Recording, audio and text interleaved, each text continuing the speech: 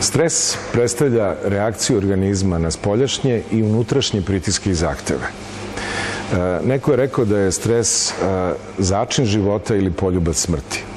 I kao svaki začin, ukoliko ga ne stavimo dovoljno, hrana i jelo je bljutavo, ukoliko ga previše stavimo, neće moći da se jede. Tako da nije ceo štos kontrolisati stres tako da ga nema, jer je to nemoguće, već staviti ga pod kontrolu u onoj meri u kome možemo da ga optimalizujemo, odnosno da možemo u dugom vremenskom periodu da radimo sa maksimumom produktivnosti, a da pri tome se ne zamaramo previše i ne osjećamo gubitak zadovoljstva u poslu. Stres proizvodi razne psihičke i fizičke posledice. On može, iako nije bolest, da produbi bolesti koje već postoje ili da izazove neke bolesti koje su direktno povezane sa stresom. S druge strane, gubitak smisla u životu, teškoće donošenja odluka. Dobro je poznato da kada smo pod stresom donosimo jako loše odluke. Donosimo odluke koje mogu da nam promene život, a kada bismo malo sačekali i napravili moratorijum na donošenje odluka dok smo pod intenzivnim stresom, naše odluke bi bile mnogo bolje. Sve ovo je razlog zbog čega moramo da naučimo da se nosimo sa stresom, jer stres je sastavni deo života i nemoguće ga je u potpunosti eliminisati. Stres se teško može meriti, zato što je stres subjektivna kategorija. To znači da ono što je za nekoga stres, za nekog drugog nije stres. Ne muči mene teret koji nosim, već način na koji ga nosim, a svako nosi teret na svoj način, neko uspešnije, neko manje uspešno. Promene su te u životu koje mogu da dovedu do stresa i percepcija tih promena, šta se desilo u mom životu u poslednje vreme, treba da naučimo od sebe kako smo neki slični događaj regulisali ranije u životu.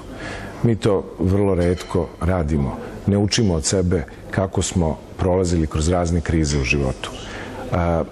Stres je dobro meriti tako što ćemo biti svesni šta je to što nam se dešava, da postanemo svesni da smo pod stresom, što je vrlo važno. Jer neki ljudi vrlo često kažu pa sastavni deo života je normalno stres, tako da ovo što mi se sada dešava neće imati neke posledice, pustit ću da se to dešava, to će samo proći kada prođe ova kriza. Naravno da postoje i simptomi koje ne primećujemo, ubrzani srčani rad, porast pritiska, povišen šećer i tako dalje, koji ne otkrivamo na vreme, a predstavlja signal opasnosti, tako da povremeno ne bi bilo loše uraditi neke laboratorijske analize i videti šta se dešava sa našim organizmom. Što se psihe tiče, glavobolja, promene u spavanju, često umeju da budu vrlo ozbiljan signal da će se nešto u budućnosti dešavati.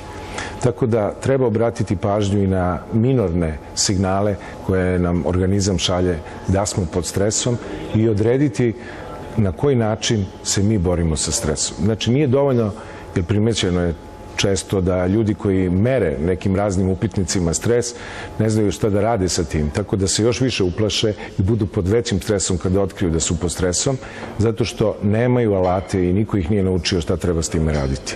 Znaju teorijski da treba promeniti nešto u životu, ali svaka promena je teška i onda se vraćamo na staro. Upravljanje stresom je veština koja spada u takozvane meke veštine koje se ne uče u školama i fakultetima, a čini se da ni porodica nije nas u dovoljnoj meri uputila kako da se u životu borimo sa stresom i kako da živimo jedan zadovoljniji život i kako da budemo uspešni u životu. Freud je rekao da nas roditelji opremaju u životu kao kada bismo ekspediciju za severni pol opskrbili kupaćim kostimima. To je nešto što se može naučiti. Upravljanje stresom je veština koja zavisi od nas. Mi možemo delovati na ojačanje sebe, na povećanje otpornosti prema stresu, tako što ćemo biti, na primer, samopouzdaniji. tako što ćemo naučiti kako da budemo samopouzdani i recimo kako da utišamo našeg unutrašnjeg kritičara. Naš glas koji nam kaže ti to ne možeš, ti to nisi za to, bolje je da to sve napustiš. Druga stvar je koju možemo raditi je da se bolje organizujemo, da odredimo prioritete, da odredimo šta je za nas važno i da se fokusiramo i bavimo ciljevima, a ne samo problemima. Ono što je izrazito značajno je da naučimo kako da se opustimo. Svi nam kažu opusti se, a niko nam ne kaže kako se to radi. Takođe možemo da naučimo i kako da kažemo ne.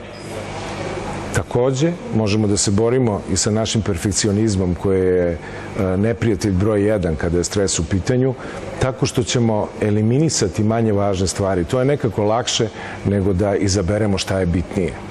Znači, eliminacija i odlaganje manje važnih stvari je često dobar put da se nosimo sa svojim perfekcionizmom.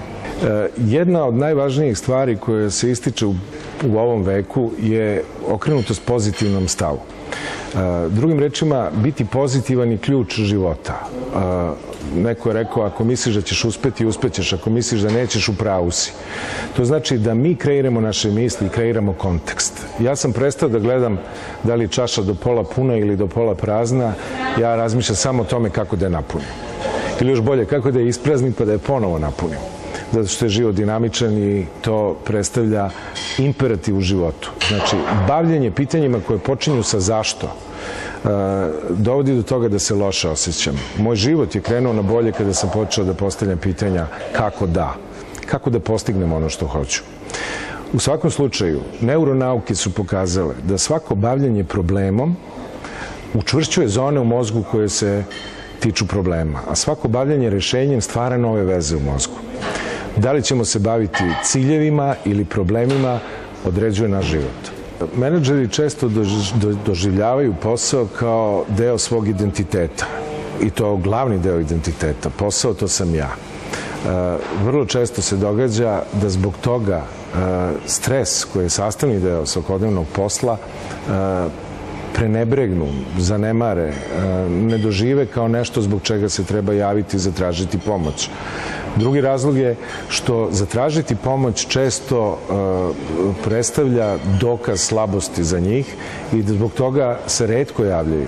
Jave se obično zbog nekih drugih stvari koje na kraju povežu ipak sa stresom. Postoji jedan fenomen zavisnosti od stresa. Drugim rečima, biti pod stresom daje imidž odgovornosti i imidž važnosti. Taj ko je pod stresom, taj je jak, taj je moćan, taj je dobar menadžer. Što si odgovorniji, što si više pod stresom, valjda se podrazumeva da si bolji menadžer.